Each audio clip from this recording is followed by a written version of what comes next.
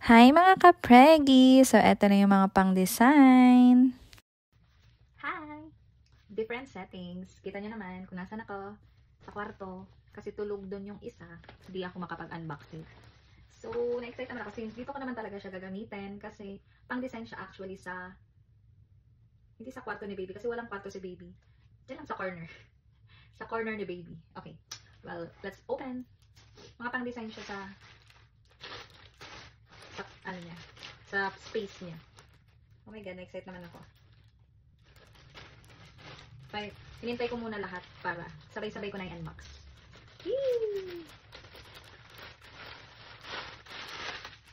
Ay, iba to. Hindi to pang ano, sige, pakita ko na sa inyo. Ito yung ano, monthly milestone niya. Para ko di ko gagawin to. Sabi ko dati, ang baduy naman yan. Grabe no. Nung naging preggy na. Ba't kulang?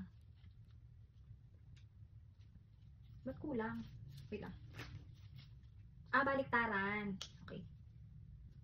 Oh. 1 month. Mahilig nga ako sa bear. Di ko alam kung bakit. 1 month. 2 months. 3. 4. Nabili ko to sa Shein. Kasi doon may magandang mga design pang ano, na bear. Tapos maganda dito, may lalagyan siya. Look. Ang ganda, may lalagyan. O, diba? May monthly milestone na siya. Tapos, eto yung binili ko yung ano, announcement board. Ibibigay ko to, ilalagay ko to dun sa ano, sa baby bag. Kasi, dito ko ipapasulat yung kung ilan yung weight, length, height. Tapos, sa likod, yung footprint niya. At eto, hello world. Ang cute. Papasulat ko dun yung name niya, yung time, na nakalabas na talaga siya, weight and length. Wow, ang cute. Tapos, dito ko ipalalagay yung footprint. You'll know why may ganito.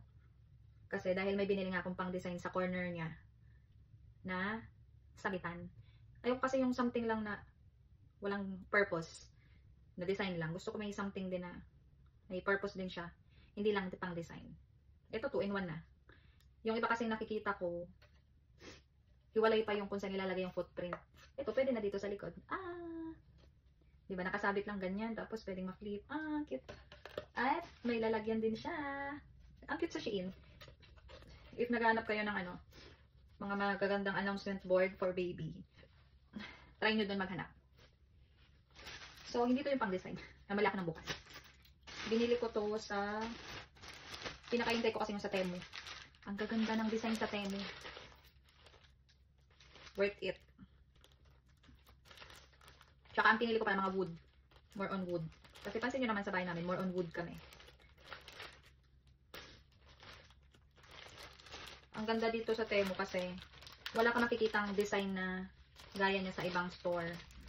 At madami kang mapagpipilian.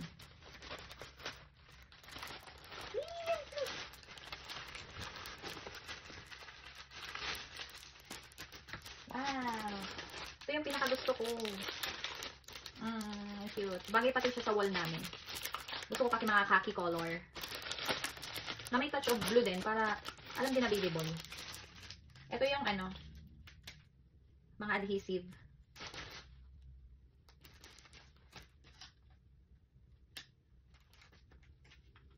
Ang cute. Na-excite na ba kayo? Na-imagine nyo ba yung room? Lalagay ko to. Pang design.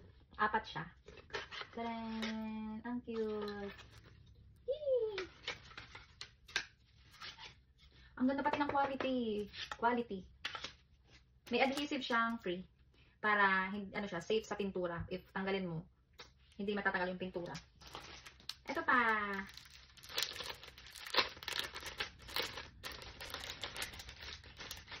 Yung parang ano siya.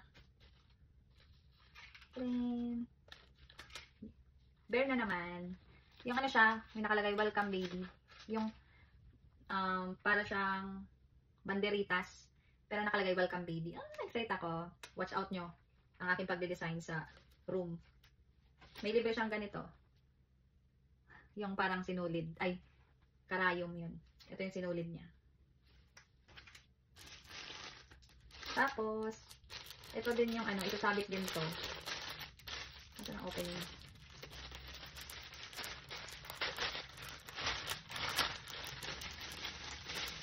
Yay! Ang cute nito. Bear na naman. Ganyan siya. Oh, baby! Yay! Tapos, may mga ano siya, connecting, ano, chain. May mga butas naman siya dyan. Makikita nyo, may mga butas-butas. Ayan, dyan nyo ipapasok yun. Oh my God! Excited na ba kayo? Puro talaga ako bear. I swear. Ito pala yung pang ano niya, chain na gagamitin. Cute din. And last but not the least, ito yung sabitan. Nakita ko siya una sa Temu. Since gusto ko nang bilhin siya sa Temu dapat. Pero nag-try muna ako sa ibang store. Like, TikTok. Kasi, if may mura. Mura talaga. Ang layo ng price. Sa Temu is 110 siya. While, guess what? Halos times 3, times 4 ang difference. 28 pesos lang siya sa TikTok. But, the shipping fee. Sa shipping fee ka naman, ano. Since sa Temu, walang shipping. Free shipping. Piling ko, pareho lang naman. Binawi lang sa item yung price.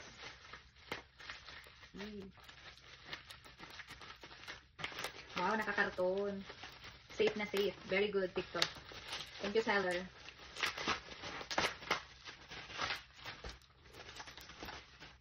Oh my God, ang cute.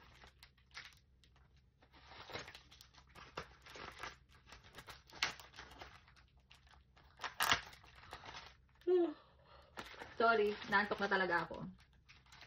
Pero ayokong matulog nang hindi man talaga sleeping time pa. Para tuloy-tuloy ang tulog ko. Kasi pag nasa 37 weeks ka na, ang hirap nang matulog. So, yan. Alam ko mga full-term mom, hello. Ganyan ang buhay natin. Hindi na makatulog. Ito yung sinasabi kong sabitan. May adhesive din siyang free. Ito. May adhesive siyang free. Safe siya sa mga pintura natin. If ever gusto mong alisin na. Ang cute naman. Look. Ilagay natin para kita nyo.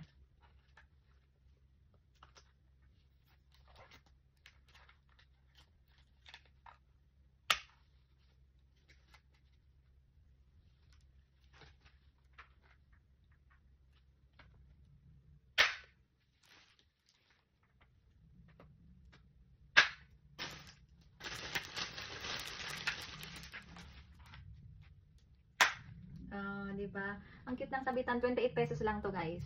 As in. Tapos ilalagay ko siya sa wall. Like, look. Nagko-complement siya sa wall namin. How much more yung mga ganito. Na-imagine nyo na ba guys? Ay mga kapregi. Okay, that's all. Watch out nyo kung paano ko i-decor yung corner niya. Actually, kung saan ko nilagay yung camera, andyan yung crib. So, dyan sa wall na yan.